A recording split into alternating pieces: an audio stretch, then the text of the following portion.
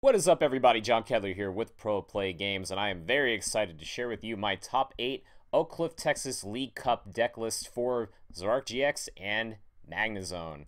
So this is a little bit of a different Zoroark deck. I'm sure you may have seen a few before on this channel, but in case you haven't, let's just go ahead and go over it. So, the main focus of the whole deck is Zoroark GX. With its powerful trade ability, you're able to get more and more cards. I'm sure you Yu-Gi-Oh! And Magic people are amazed with our draw power in Pokemon. And with the Riotous Beating attack, you're able to deal huge damage with relatively little energy expenditure.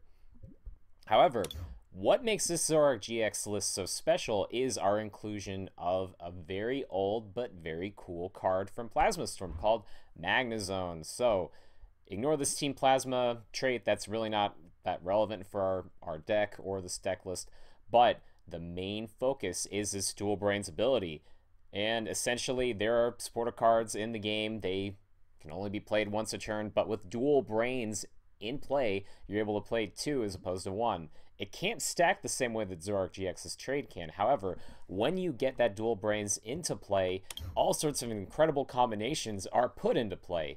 And for that reason, our list is literally so long, it is going off of the screen. There are many, many one-of copies, and that's what makes this deck so special. So let's go ahead and examine some of those one-of copies. There are some utility cards that we choose to run. We run a single computer search as our one-of a spec. We run a special charge to keep our double colorless energies alive. And the really cool thing here, though, are these one-ofs. Colress is just a basic draw card. Delinquent, however, is something that you very rarely see in Zoroark GX deck lists, and it's very special here.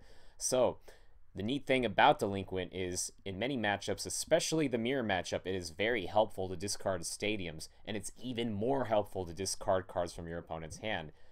Naturally, these puzzles of time, which let you get your resources back if you play 2 at the same time, make a big difference, and if you ever hit one of those off of a Delinquent, you could potentially win the game outright. Now, let's go ahead and take a look at Getsis. Getsis lets you shuffle your opponent's items back into their deck and you draw an equal amount. Very powerful inclusion in most Zoroark GX deck lists, but it has a lot of neat applications here because remember, when we have Dual Brains in play, we've got 2 supporters. So you can pull off neat things like you can use a Getsis one time and then you can follow it up with a Hexamaniac to lock their abilities. This is actually by far the strongest supporter in the entire deck. Some of you who may have looked at Pokemon.com have seen Isaiah Williams' second place deck list. This list has some of the same applications and in many ways might have even predated what Isaiah did with his list. However, the same principle applies. Isaiah ran 2 Hexamaniac to keep the lock going in the mirror matchup. The same idea is here, where you want to constantly use Hexamaniac to be able to shut down your opponent's abilities, especially against other Zoroark GX deck lists. Obviously, we're running a lot of one-of copies, so we've got the single tech of Gladion. Gladion lets you take a look at your prizes, choose one of them, and switch it with the Gladion after shuffling your prizes face down. Great card, very helpful, especially when we want to pull off all these neat little niche combos. We've got a single copy of Karen, and this is targeted for the Night March matchup with Seismitoad EX, a single one-of copy for its Quaking Punch lock. It's very powerful against that deck, and the best thing of all is that we run 2 copies of Lusamine. This actually makes the deck what it is. It makes it work as well as it does. By running 2 copies of Lusamine, we are able to cycle our supporters infinitely thanks to Magnezone and its Dual Brains. So we call that the Lusamine loop. So what we do is, if we already have a Lusamine in the discard pile, we play our first Lusamine, our first supporter for the turn, grab the Lusamine that was in the discard pile, and grab whatever supporter we want to use. So we might have used or discarded this Hexamaniac earlier in the game.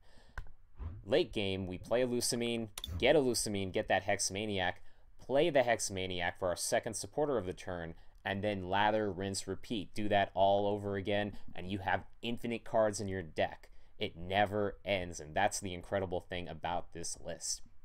We also run a one-of copy of Plumeria. It, in exchange for discarding 2 cards from your hand, lets you discard any 1 energy from one of your opponent's Pokemon. Also very good as an infinite one-of card. Single copy of Zoroark. It has a little less applicability when it comes to discarding energy, but more when it comes to targeting specific matchups, especially the Garbodor matchup. And last of all, we run a single copy of Skyla to help us get set up. The strange thing about our line is that we only run 2 Magnemite, we run 2 Magnezone, and 2 Rare Candy. We run none of the little stage 1 guy Magneton in between. And the reason for that is because we never really need it. We really just want to be able to get that Magnezone out on the play turn 2. And to be frank with you, in a lot of the matchups where it would be impossible to Rare Candy, such as item lock games like opposing Seismitoads or against Trevenant, we don't even want to put the Magnezone into play. We have many other useful options other than Magnezone. So the final thing I need to explain about this list, very important, is we don't run the normal stadium allotment in Zoroark GX lists in Expanded. Normally, we only run Skyfield and only Skyfield, and that's still important here to an extent. We run 2 copies because it's a big deal to be able to get out the ability to deal 180 a turn.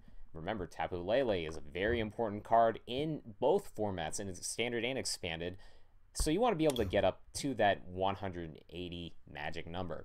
However, we have so many oppressive lock combinations in this list, which is why we run 2 copies of Silent Lab. Silent Lab is very, very, very powerful, not only to lock your opponent out of the game completely, but to serve as a great follow-up to when you've delinquented an opponent's opposing stadium. So there are many situations where your opponent might have a 3-card hand, you delinquent for your supporter, and then you play a Silent Lab, so they have no cards left in their hand. There's a Silent Lab in place, so they can't just top deck their way out of it by top decking a Tapu Lele or a Shaman EX. Instead, they just brick. So let's talk a bit about combos. This is something that we really don't get to talk about as much in most deck lists, but there's a lot of depth in the strategy here. We, of course, run basic supporter cards, but some of the neatest things that we can do is sequencing these supporters very, very carefully. To help us with that, I run 2 copies of VS Seeker. We don't run 4 like most lists because we already have Puzzle of Time to help us out, and we have Lusamine to loop indefinitely. However, I felt that we needed to get a little pressure taken off of the Lusamine among other cards, so I decided to throw 2 VS Seeker in, and it works wonderfully. Let's talk combos, though. Of course, we talked a little bit about using a Getsis followed up by Hex Maniac. We can use Getsis followed up by a Delinquent, take them down from a relatively large, maybe medium-sized hand to nothing. We have, of course, the Lusamine loop, as we've gone on in depth about. We have multiple energy discard options on the same turn, so we could use Zoroark and Plumeria to discard all of your opponent's energy on one of their Pokemon, or you could use Zoroark twice, or you could use Plumeria twice. That's the nice thing about having those VS Seekers. Lots of neat combos here, but probably one of the most basic, helpful combinations is Guzma followed by Hex Maniac. Guzma lets you grab one of your opponent's Pokemon and bring it into the active, and then you put one of your bench Pokemon into the active as well. It helps you target some sort of very important attacker or set up Pokemon and lock their abilities at the same time. Very good and very rare to find both of those used at the same time in the expanded format. About the only way you can is maybe Lycanroc GX's Bloodthirsty Eyes and other similar abilities like Ninetales' Bright Look from Dragon's Exalted. So, great deck, really broken effects. However, the tournament really didn't go as well for me as I would have liked to. It went well, and I made top 8. However, I hit a little bit of bad luck against the straight Zoroark decks that I played against. I think had that not happened, I probably would have won the tournament with relative ease. For that reason, very shortly after the event, I decided to throw in a single copy of Pseudo-Wudo from Guardians Rising. You've probably seen that in a lot of Zoroark GX deck lists, and you would have seen it in mine had I played at Dallas as opposed to just staff the event. However, there are a lot of neat options here. Really, I don't have that much I'd want to change about the list. In order to accommodate for the changing format, I've recently taken out Seismitoad from my most recent iteration of the deck in order to fit that card. So, other than that, it's just about the same. I think that it's a very good choice to use for Ultra Prism. As far as actual cards I could think of that would help for Ultra Prism, I can't really think of too many, but Actually, you know what? There is one supporter card I think would help in the new set. So there is a new supporter card. It's relatively mediocre for draw power, but it's called Mars. You draw 2 cards and only 2, but once you do that, you discard a random card from your opponent's hand. This is one of those neat effects that I'm always looking for in order to be able to stack effects against my opponent. So you could play 2 Mars in a turn with Dual Brains out, and you could discard 2 cards, but much more importantly, you could pull off neat combinations where your opponent might be anticipating the Delinquent drop. To give you guys a little bit of context and background, this is actually not that new of a deck to a good chunk of the competitive community, because I had talked about it in other places prior to and after playing it. I really have a lot of faith in the deck, and I still do. However, at any rate, a lot of people can anticipate this Delinquent play, so they might keep their hand count above 3. The very cool thing, though, about running a copy of Mars is that you can anticipate that. You can play your Delinquent, and then when they've saved their 1 card left, you play Mars, and they have nothing left. So basically, you have a lot of different options as far as lock, as far as aggression, as far as control. It's a very, very oppressive deck to play against once it all sets up. So if you're playing against it, I would highly recommend trying to target down the Magnemite whenever convenient.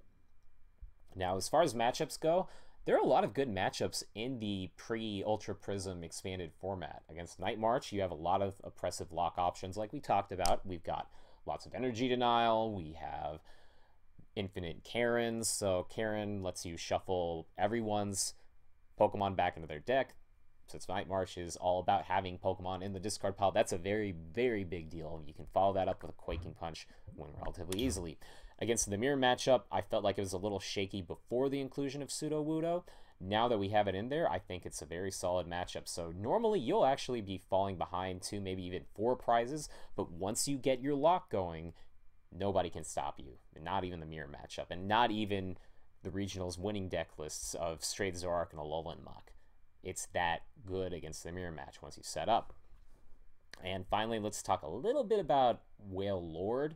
Wailord is not a very cheap deck to play in its most optimal form, but I think against every version of the deck, you have a very strong matchup, and that's in large part thanks to the Lusamine Loop. So thanks to the Lusamine Loop, we're going to be having infinite, all the oppressive, painful supporter cards that Wailord hates. Wailord hates Getsus, for example, and you can keep on Getsusing Wailord.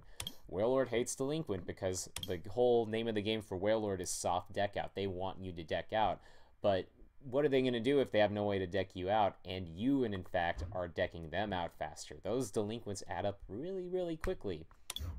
One combo I did not remember to mention earlier until now is that Delinquent actually goes really well with N in order to deck your opponent out at times, where they might be running a little thin, and then you catch on to that, you Delinquent them, they have maybe less than whatever the number of prizes they have left in their deck, then you play N and you win on deck out. So sometimes you can beat Wailord at their own game by doing that.